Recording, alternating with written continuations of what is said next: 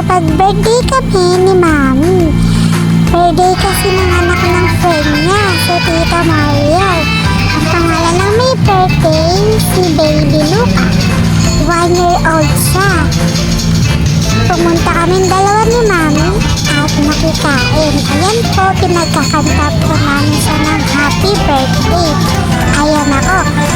Dito lang ako sa likod kasi takot ako sa cloud. Huwag kayong maingay ha.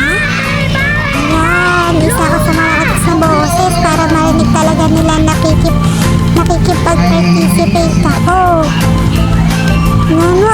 Ayaw kasi sumali ng mga bata kaya matatanda na lang yung mga pinapasali nila. Mas nga nakakatuwa kasi tignan mo si Lola so sayaw. Ayan pa, nagparo-parody sila. Siyempre makikisayaw-sayaw din ako. Gusto kong sumali kaso nakakatakot kasi mga clowns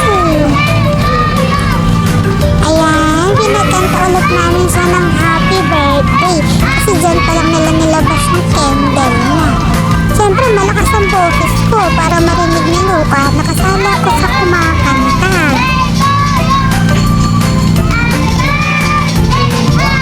Ayan nga pala, may laruan ako. Binigyan ako ni Tita Mariel. Thank you, Tita Mariel.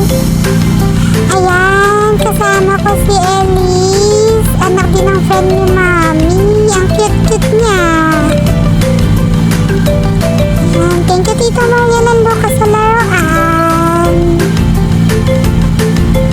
Ayan, nagpa-picture din po ako dun sa harap na wala ng clown, syempre. Bongi ko, no? Ayan, kasama ko na sila. Kasama rin namin si Ate Sia, yung panganay ng anak ni Tita Mariel, ang ate ni Luca. Ayan po. Ang ganda ng design niya, parang may court. Gusto ko rin sa birthday ko, ganito Mami Ayan.